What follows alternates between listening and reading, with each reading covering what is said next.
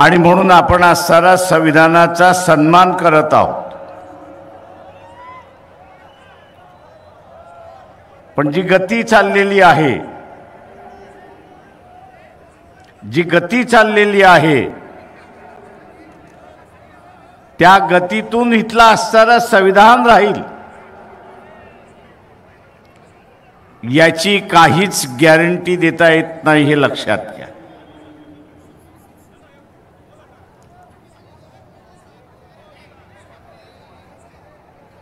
इथली काहीच गॅरंटी देता येत नाही।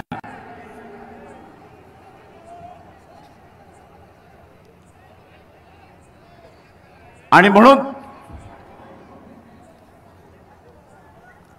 इथला बहुजनवादी, फुले शाहू आंबेडकरवादी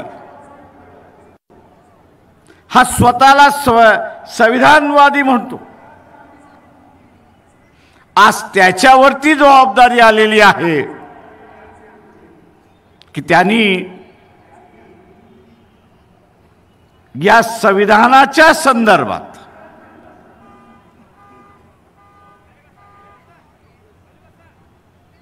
जी काही भूमिका या ठिकाणी बीजेपी आरएसएस मांडते ती सर्वसामान्य माणसांपर्यंत घेऊन जाणं आणि काळाने टाकलेली जबाबदारी ही आपण ओळखली पाहिजे की आज विरोधी पक्ष शिल्लकच राहिलेला नाही। कदाचित विरोधी पक्ष शिल्लक राहिला असता तर त्यांनी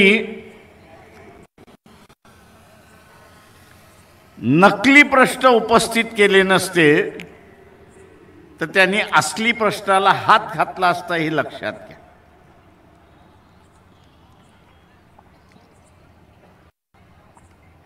तो डोनाल्ड ट्रम्प तिकडनं ओरडतोय की पाकिस्तानने 7 विमानं पाडली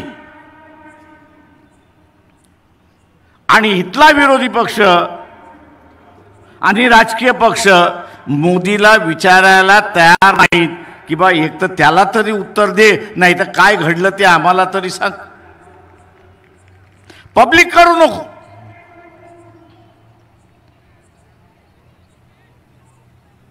पण जे मान्यता प्राप्त राजकीय पक्ष जे आहेत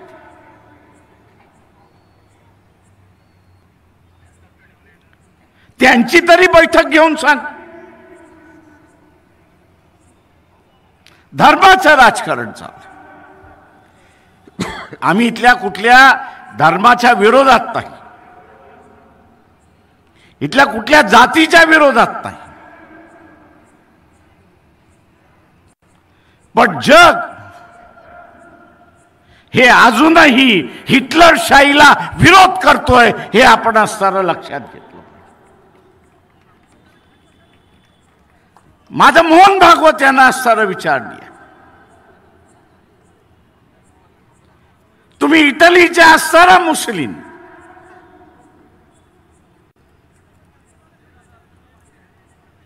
हिटलरला तुम्ही भेटून आलात की नाही 30 साली, हे असताना सांगा। हे तुमचे आदर्श आहेत की नाही याचं असताना सांगा।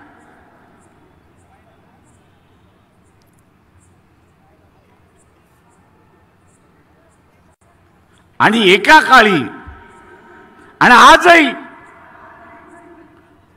बैठकांमध्ये हिटलर आणि मुसोलिनी हा आमचा असणारा हिरो आहे म्हणून म्हटलं जातं।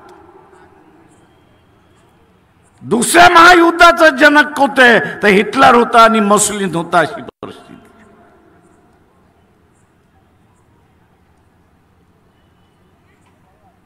मोदी जो असणारा जगभर फिरतोय,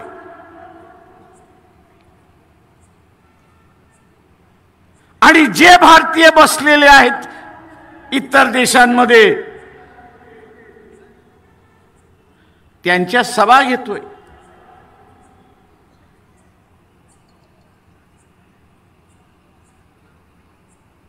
आपण पाहिलं असेल की अमेरिकेने सांगितलं आम्ही असणारा H1B1 विजा हा रद्द करतो आहोत। का? तर आम्हाला असणारा आमची लोकसंख्या प्रोटेक्ट करायची आहे, तिला सुरक्षित करायची आहे. कशापासून सुरक्षित करायची आहे? बाहेरचा आलेला माणूस काही वर्षानंतर या देशाचा नागरिक होईल आणि काही देशाचा नागरिक झाला तर उद्याची इथली सत्ता जर त्याच्या ताब्यात घेतली तर हा इमिग्रंट जो आहे, बाहेरचा आलेला माणूस जो आहे, तो या देशावरती राज्य करेल आणि आमच्या लोकांना गुलाम करेल अशी असणारी परिस्थिती. मोदीने फक्त भारतालाच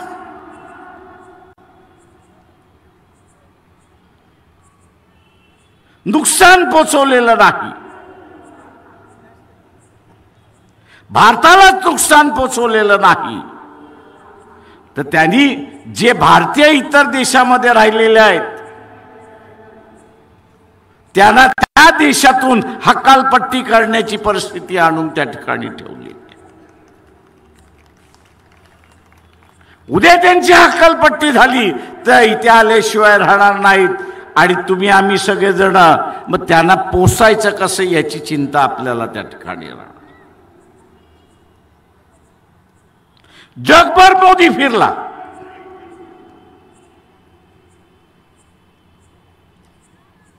रशियाचं कच्चं तेल मोदी जगभर अंबानी मार्फत विकत राहिला, रिलायन्स मार्फत विकत राहिला.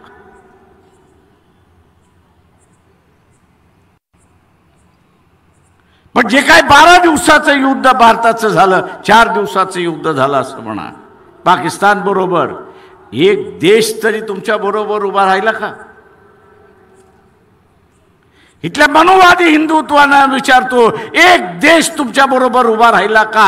याचा खुलासा करा. आज एकही नाही. का नाही? तर या देशाला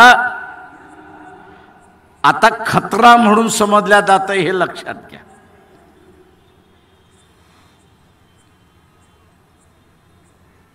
या देशाचे जे राजकारण करतात आहेत, सत्तेमध्ये आहेत, RSS BJP आहे, त्यांना असणारा जग आता खतरा म्हणून समजायला लागलेला आहे.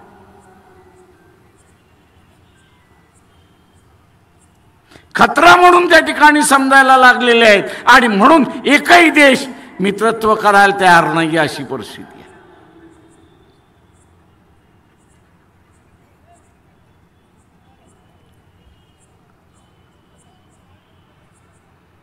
जगभरात मित्र नाही अशी असणारी परिस्थिती. आणि आर्मी चीफ एका बाजूला म्हणतोय की 3 महिन्यामध्ये या ठिकाणी युद्धाचे दुसरं आपल्याला तोंड द्यावं लागेल.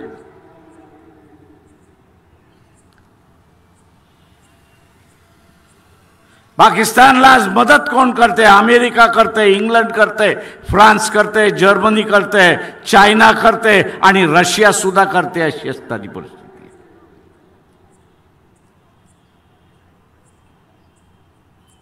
कारण का रशियाला स्वतःचं युद्ध जिंकायचं असेल तर चायनावरती अवलंबून राहावं लागतं आणि चायनाला अरुणाचल प्रदेश हा आपला प्रदेश आहे म्हणून सिद्ध करून घ्यायचंय आणि भाग घ्यायचा आहे. आज इथे धर्माची भांडणं चालली आहेत, जातीची भांडणं लावायचं चाललेलं आहे.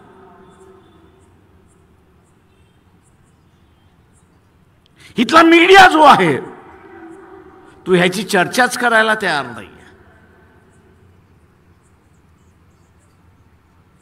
त्याच्यावरती बोलायला तयार नाहीये.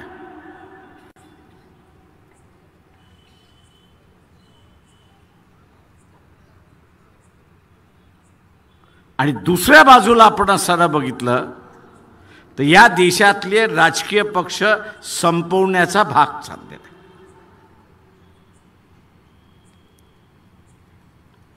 विडाच उचललेला आहे. खरीद फरोश करो. माझं रिझर्व्ह बँकेला असं आव्हान आहे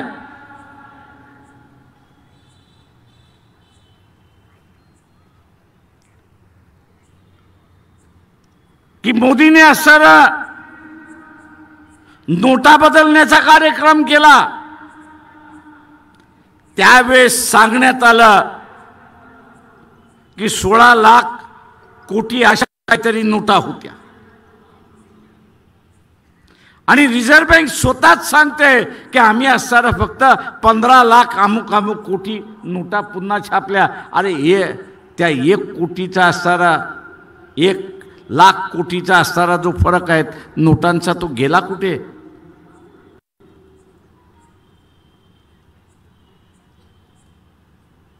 दुर्दैवाने मी म्हणेन की या देशातल्या विचारवंताबद्दल बाबासाहेबांनी जे त्यावेळेस म्हटलं होतं ते आज खरं व्हायला लागलं. तो म्हटला इथला इंटेलेक्च्युअल क्लास आहे, इथला विचारवंताचा वर्ग आहे. पण बाबासाहेब म्हणाले होते दुर्दैव आहे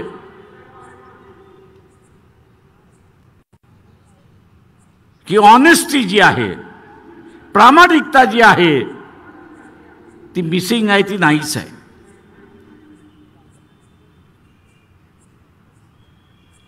ती त्याच्या स्वतःशी सुद्धा इमानदार नाही अशी असणारी परिस्थिती आहे.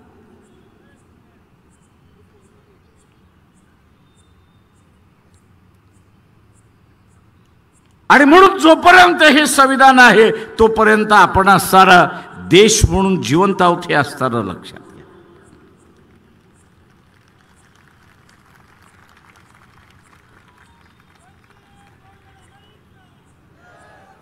एका स्कॉटलंडच्या असणाऱ्या सभासदाचा असणारा पार्लमेंटमधल्या सभासदाचा असणारा उदाहरण देऊन बाबासाहेब असं म्हणाले होते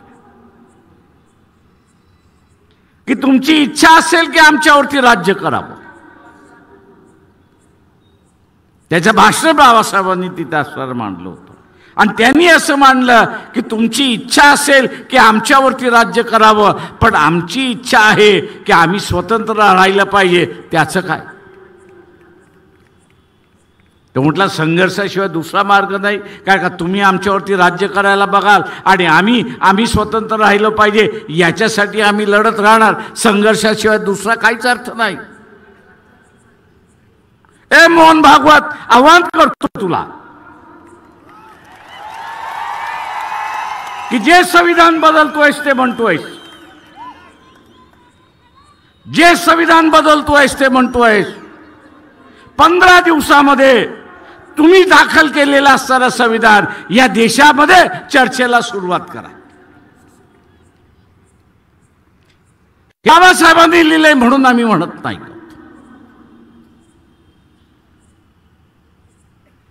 तुम्ही लिहिलेलं संविधान याच्यापेक्षा चांगलं असेल तर त्याची चर्चा होऊ द्या. आम्ही फक्त असणारं संविधान बदलणार एवढंच फक्त बोलायचं आणि इथलं वातावरण तापवायचं.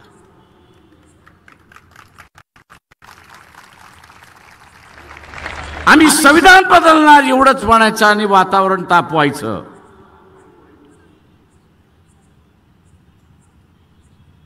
इथल्या सगळ्या ज्यांना या देशाचं असणारं सेक्युलरिझम संपवायचं आहे, निधर्मीवाद संपवायचा आहे आणि धार्मिक वाद बसवायचा आहे, त्यांना माझं असणारं सांगणं आहे आपल्याबरोबर पाकिस्तानलाही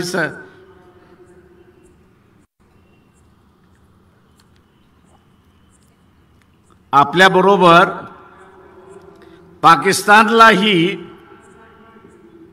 स्वातंत्र्य मिळालं. ईस्ट पाकिस्तान, वेस्ट पाकिस्तान 80% दोन्ही भागातली जनता मुस्लिम धर्माचे होते. धर्म हा त्यांचा आधार होता. पण 71 मध्ये 70-71 मध्ये वेस्ट पाकिस्तानने ईस्ट पाकिस्तानवरती अत्याचार केले. त्यांची असणारी लोकशाहीतली मेजॉरिटी त्यांनी असणाऱ्या स्वीकारली नाही. युद्ध झालं, नवीन बांगलादेश निर्माण झाला. नवीन बांगलादेश या ठिकाणी निर्माण झाला. ताज उदाहरण आपल्याकडे आहे की धर्माच्या आधारित राष्ट्र हे कधी टिकत नाही. धर्माच्या आधारे राष्ट्र कधी टिकत नाही. राष्ट्र हे टिकतं समतेच्या जोरावरती. राष्ट्र हे टिकतं स्वातंत्र्याच्या जोरावरती. राष्ट्र हे टिकतं बंधुत्वाच्या जोरावरती, सन्मानाच्या जोरावरती. धर्मावरती टिकलेलं नाही. आणि म्हणून चॅलेंज आहे की आणा तुमची संविधान जे लिहिलं असेल ते, खुलेआम त्याची असणारी चर्चा करू. ते आणू शकत नसाल, ते आणू शकत नसाल तर या देशाच्या विघटनेला तरी खातपाणी घालू नका, एवढी माझी विनंती आहे.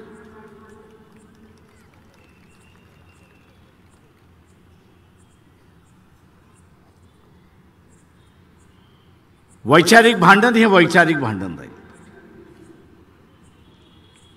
आज वैचारिक भांडणाचं युद्धामध्ये दिसतंय. दोनदा युद्ध थांबवली मी.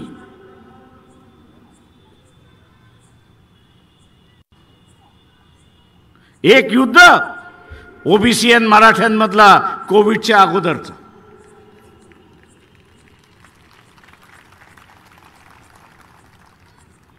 ओबीसी आणि मराठ्यांमधलं कोविडच्या अगोदर. आणि आता पुन्हा असणारं भांडण, यात्रा काढली नसती तर पुन्हा असणारं, दोघांनी एकमेकांची घरदारं जाळली असते आणि संसार उद्ध्वस्त झाला असता. नामांतरामध्ये घर उद्ध्वस्त झालेला मी स्वतः माझ्या डोळ्याने पाहिलेला आहे. तर ते उद्ध्वस्त संसार ज्यावेळेस होतात त्यावेळेस त्याच्या भावना काय असतात हे आपण लक्षात घेतलं. आणि हे उद्ध्वस्त करण्याचं धोरण कोणाचं आहे, दुसरा तिसरं कोणाचं नसून हे असणारं RSS BJPचं आहे, हे आपण लक्षात घ्या.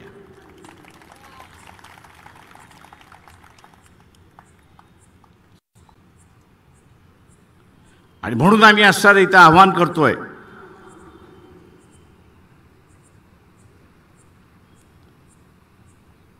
आणि म्हणून इथलं असणारं आव्हान आहे की या देशावरचं जे संकट आहे, या देशाला जे असणारं एकही मित्र नाही, त्याचं कारण हेकेखोरपणा आहे, हे लक्षात घ्या. आणि हा एकेखोरपणा कोणाचा, तर या देशाच्या पंतप्रधानाचा नरेंद्र मोदी. मी विश्वगुरु, जगतगुरु, आणि अमेरिकेकडे भीक माग आणि रशियाकडे भीक माग अशी असणारी परिस्थिती.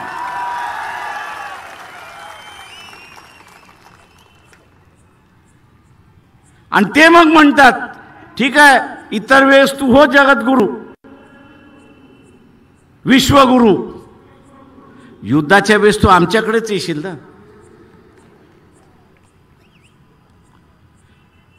तेव्हा तुला हत्यारच आम्ही देत नाही, मग काय होणार आहे.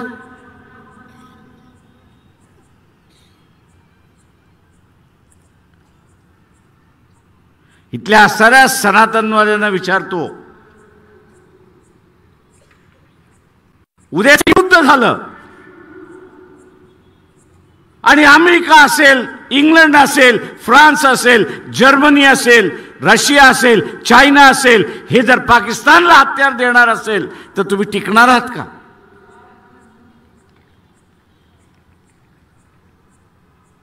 आणि टिकणार नसाल तर होणार काही आहे.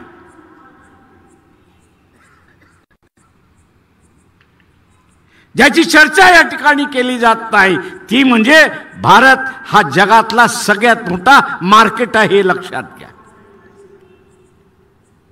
बाजारपेठ आहे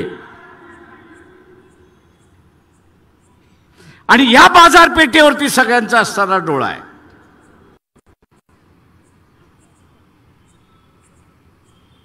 अगोदरच्या सरकारने थोडं सगळ्यांना असताना दरवाजे उघडेट केले आणि आपले संबंध जपले.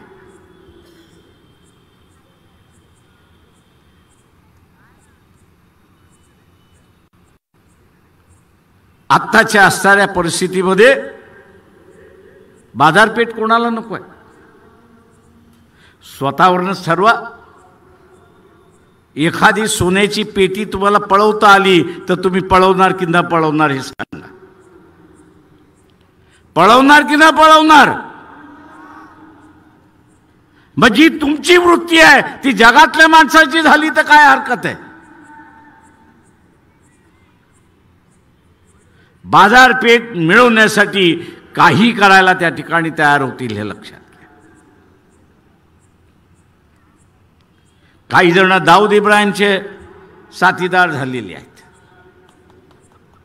काही जण तिहार जेलचे साथी झालेले आहेत. काही जण कोर्टाचे साथी झालेले आहेत.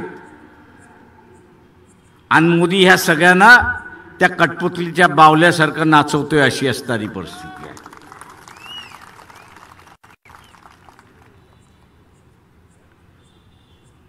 काही दिवस हा तमाशा व्यवस्थित चालला, पण आता भारतीयाने शांतपणा जर स्वीकारला नाही, इथल्या असणाऱ्या विचारवंताने आपला आवाज बुलंद केला नाही. खाजगीमध्ये अनेक जण मला अनेक गोष्टी सांगत असतात आणि मी त्यांना म्हणत असतो, राजे हो, माझ्याशी बोलताय तसं पब्लिकशी बोला.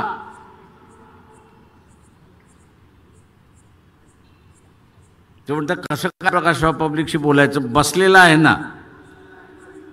म्हटलं कोण. म्हटलं नरेंद्र मोदी. ते म्हणतात, म्हटलं नरेंद्र मोदी ह्या देशाचा नोकर आहे हे पहिल्यांदा लक्षात घ्या. तो आहे प्राईम मिनिस्टर. तो जगासाठी भारताचा प्राईम मिनिस्टर आहे आणि ते आम्ही मानतो. पण ह्या देशाच्या नागरिकासाठी तो एक नोकर आहे हे असताना लक्षात घ्या. सत्ता ही खऱ्या तुमच्या हातामध्ये आहे. सत्ता ही सर्वसामान्य माणसाच्या हातामध्ये आहे. पण तोच जर चिरीमरीमध्ये विकत गेला, जुनी म्हण होती राजा तशी प्रजा. आता फक्त उलट झालेलं आहे.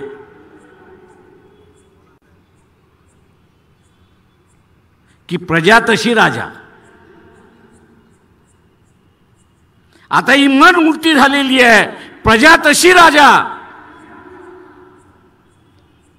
प्रजा जर बेईमान असेल तर राज्यकर्ता कुठला असणार इमानदारीत राहणार आहे.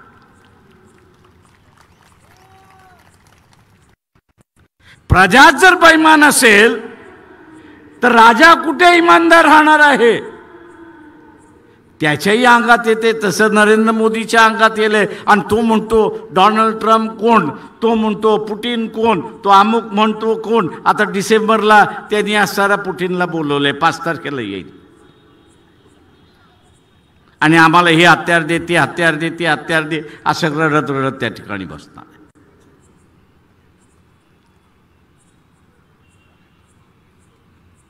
आत्ताचा असणारा हा जो काळ आहे, आपण आपल्या प्रश्नावरती तर लढतो. आरक्षणाचं असेल त्याच्यावरती लढतो, अभिमानाचा आहे त्याच्यावरती लढतो, बेरोजगारी आहे त्याच्या विरोधात लढतो. पण त्याच्याच बरोबर जे प्रश्न नव्हते ते मोदींनी आता निर्माण केले हे लक्षात घ्या.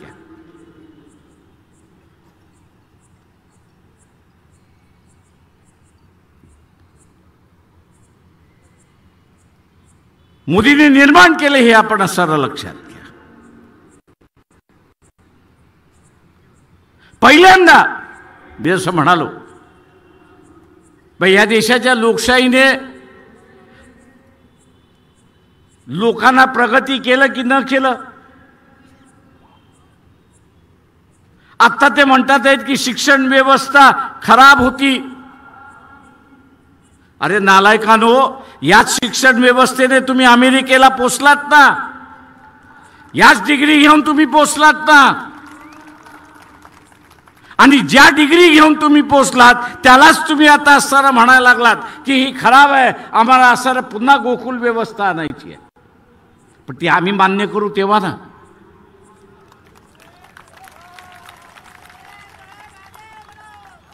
जुन्या गोकुळाची तुम्ही जर व्यवस्था केली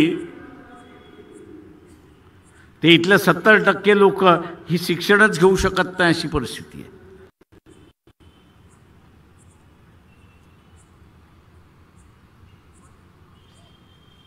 आणि म्हणून माझं आव्हान आहे आपल्या सगळ्यांना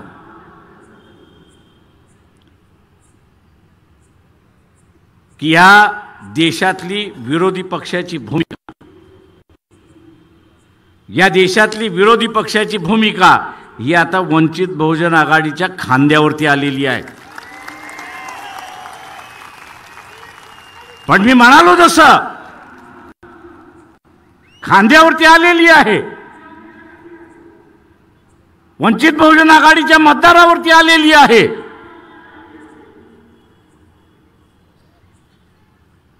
पण या मतदाराचं चारित्र्य कसं राहणार? या मतदाराचं चारित्र्य कसं राहणार? तो स्वतःचा कबाब शबाब आणि महात्मा गांधी खाणार की इलेक्शन मधला कबाब शबाब आणि महात्मा गांधीवरती जगणार, हे त्याच्यावरती ठरवेल की की देशामध्ये वंचित बहुजन आघाडी ही विरोधी पक्षाची भूमिका बजावणार नाही. पक्षाचा कार्यकर्ता सक्षम आहे, पक्षाचा कार्यकर्ता सक्षम आहे, पण पक्षाचा मतदार हा सुद्धा सक्षम असला पाहिजे, हे पहिल्यांदा आपण सर्व लक्षात घ्या.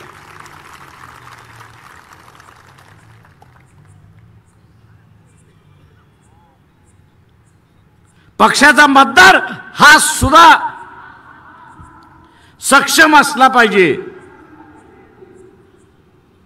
आणि ज्यावेळेस पक्षाचा मतदार सक्षम असेल त्यावेळेस या देशातले विरोधी पक्षाची भूमिका ही आपण निभावू शकतो आणि निभावू शकतो, हे आपण लक्षात घ्या.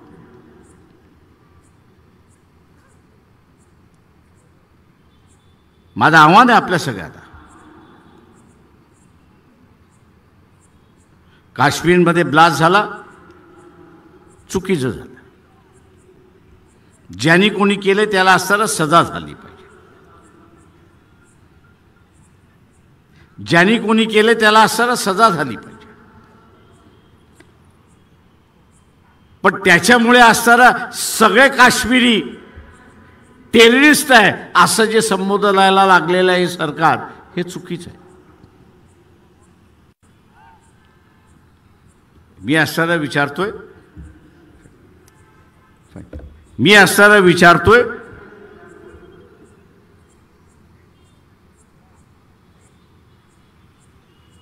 मालेगावचा ब्लास्ट, याच्यामध्ये कुठल्या संघटनेचं नाव होतं, कुठल्या व्यक्तींचं नाव होतं? म्हणजे व्यक्ती ज्या समाजाच्या होत्या तो अख्खा समाज तुम्ही असताना म्हणणार आहे की टेररिस्ट आहे?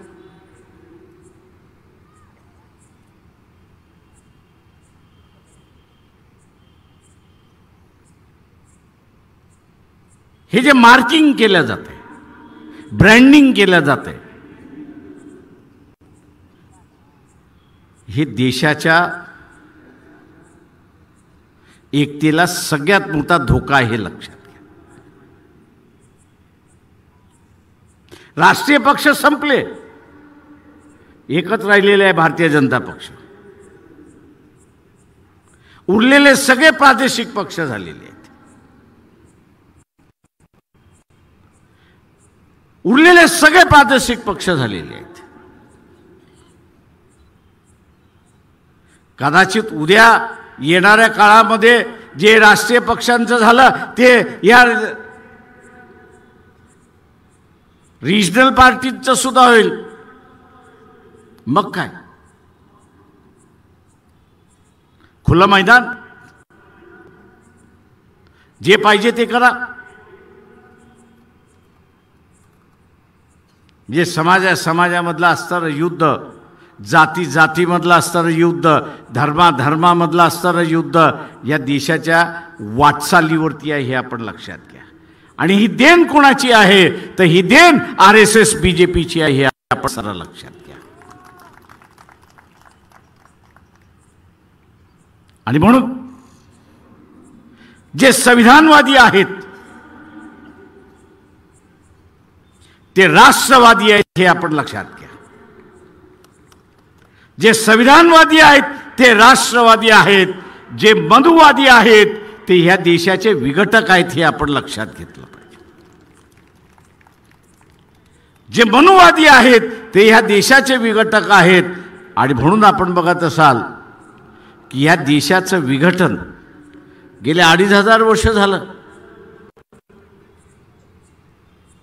कधीतरी अशोक राजा आले त्यांनी केलं, शिवाजी महाराज आला त्यांनी केलं, दक्षिणेमधले असणारे चोला आले त्यांनी काही केलं नाही, तर उरलेली सगळं यांनी यावं आणि त्यांनी टिळकी मारून जावं अशीच परिस्थिती आहे.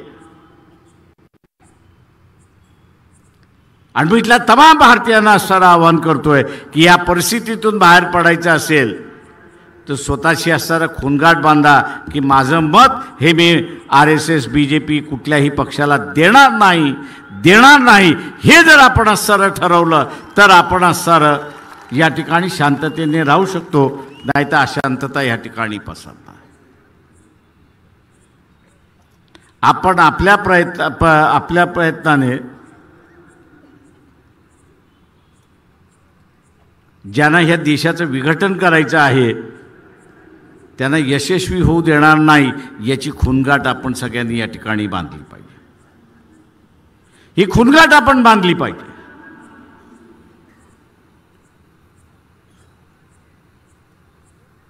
RSS म्हणतं की आम्ही असं ब्रिटिशांच्या अगोदर आला असेल. या देशाचं स्वातंत्र्य मिळालं, राज्यघटना आली. या राज्यघटनेमध्ये लिहिण्यात आलं की कोणालाही संघटन स्थापन करण्याचा अधिकार आहे, पण तो करत असताना त्यांनी कुठल्या तरी असणाऱ्या नियमाखाली स्वतःला रजिस्टर करून घेतलं पाहिजे.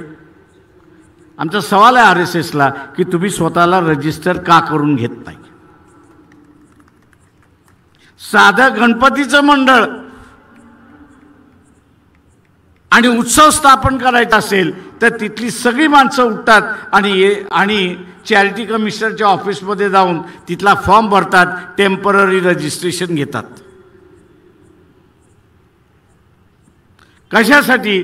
तर सरकारने सांगितले की इथं असणारा उत्सव साजरा करायचा असेल तर तुम्हाला असणारं चॅरिटी कमिशनर रजिस्टर झालं पाहिजे, जमा वजा खर्च तुम्ही त्यांना दिला पाहिजे.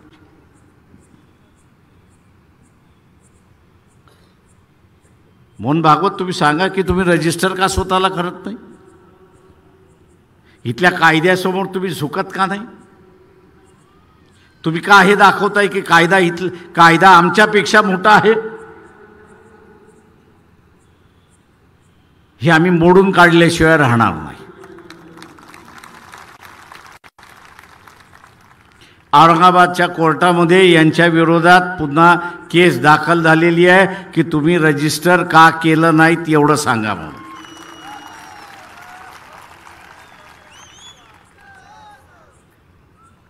तुम्ही रजिस्टर करून घ्या, आमचं भांडण मिटलं. तुम्ही रजिस्टर केलं नाही तोपर्यंत आम्ही तुमच्याशी भांडणार आहोत. आणि तो टोकाचं भांडण करावं लागलं तरी आम्ही ते टोकाचं भांडण त्या ठिकाणी करत.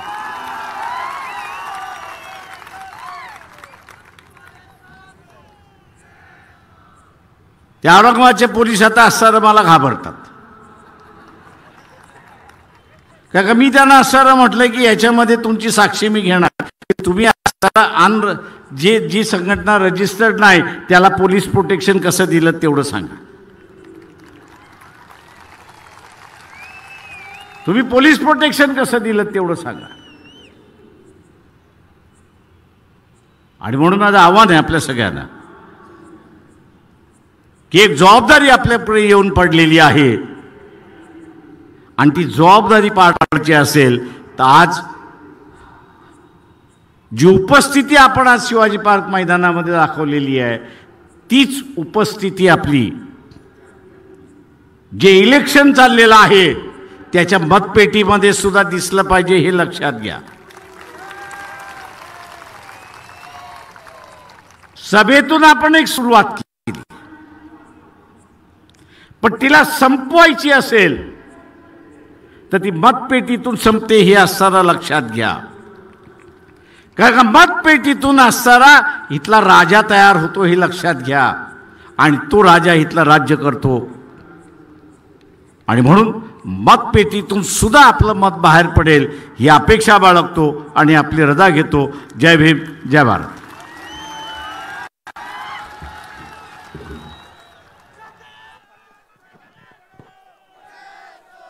सर्वांना विनंती,